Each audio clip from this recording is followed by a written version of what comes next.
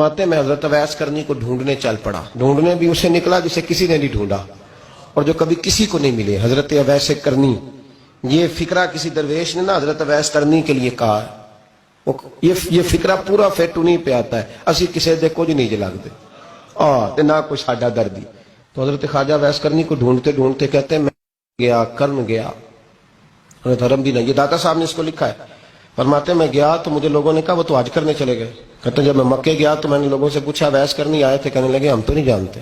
ये तो मेरे जैसे लोग होते हैं ना, जिनकी तस्वीरें ज्यादा निकलती हैं तो जिनकी वीडियो ज्यादा होती है तो लोग ज्यादा जानने लगते हैं, वरना रब करीम के बंदे तो छुपे हुए चक्कर में पड़े ही नहीं। कौन अवैस करनी? तो उन्होंने कहा कि हजरत अवैस करनी, चेहरे पर बर्स के दाग हैं, कमजोर सा वजूद है, दाढ़ी ज्यादा घनी नहीं। जब हालात बताए तो कहने लगे इस तरह का एक शख्स आया था, उसने तवाफ किया था। पहले भी दुनिया करती है पर जब उसने किया है ना तो उसके तवाफ ने वो खुद भी रोया है और भी बड़े रोए हैं।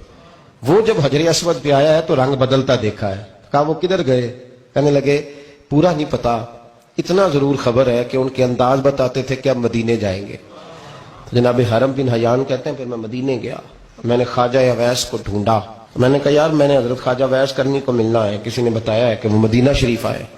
तो लोग कहने लगे हम नहीं जानते वो कौन है।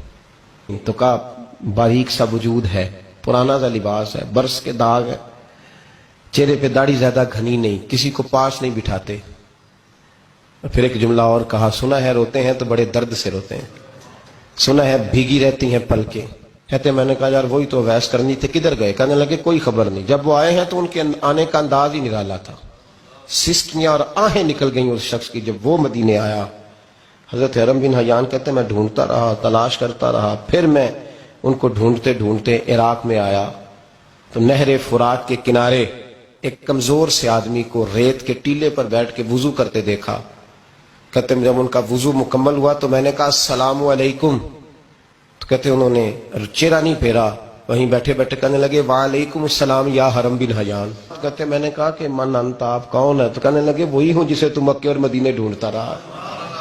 तो कहते मैंने कहा हुजूर आप मेरा नाम कैसे जानते हैं? बड़ा खूबसूरत जुमला है, अल्लाह करे आपको जी याद रह जाए। सबक कभी ना भूलना, ये सबक कभी ना भूलना। बाबा साहब के मजार पे गए तो खाली आ गए, दाता साहब गए तो खाली ऐसे चले गए। हम फारिग लोग थे, कोई काम नहीं था कि बाबा फरीद की गलियों में घूमते रहे। हम फारिग थे कि 2-2 बजे हजरत सुल्तान बाहू रहमतुल्लाह अलैह की जालियों के सामने खड़े रहे। हम कोई पत्थर चाटने वाले लोग थे कि आधी आधी रात बीत गई और हम बुजुर्गान करमा वाला शरीफ खड़े रहे। ये कैसे हो गया कि मुहद्दिस आदम के मजार पे खड़े रहे? ऐसे ही कोई बात थी? हजरत वैसे करनी बोल कर फरमाने लगे, कहने लगे क्या कहा तूने कि मैं तुझे कैसे जानता हूं? फरमाने लगे तू मुझसे प्यार करता है, आरिफ तू रूही मिर रूही का, मेरी रूह तेरी रूह की जानने वाली है। ये रूहों का रिश्ता है, ये खता नहीं जाया करता। आरिफ तू रूही मिर रूही का, मेरी रूह तेरी रूह को जानती है। ये कैसे हो गया? कोई ऐसे लोग थे, तू इतनी जगह मुझे तलाश कर आया और मैं तुझे जानू ना? ये कैसे हो सकता है? ये कैसे मुमकिन है? तू ढूंढता रहा गली गली और मैं कहूं कि मैं तुझे जानता नहीं। फरमाया हरम बिन हयान में, हाँ मैं दुआ करता हूं अल्लाह की बारगाह में कि रब करीम मुझे और तुझे जन्नत में इकट्ठा कर दे।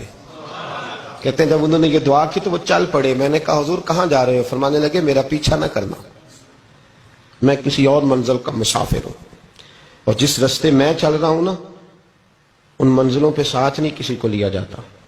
ये मेरी अपनी जाती मंजिल है, इसमें पाँव पे छाले जरा सख्त होते हैं। हर आदमी का काम नहीं यहां चलना, तो मुझे तन्हा रहने दे और मुझे अपनी मर्जी से चलने दे। कहते मैंने मिन्नत की तो कहने लगे बस तूने जद्दोजहद बड़ी की थी तो तेरे साथ मुलाकात कर ली, तुझे पहचान लिया, तेरे साथ बात कर ली, वरना मैं कह चुका हूं असी किसे दे कुछ नहीं लग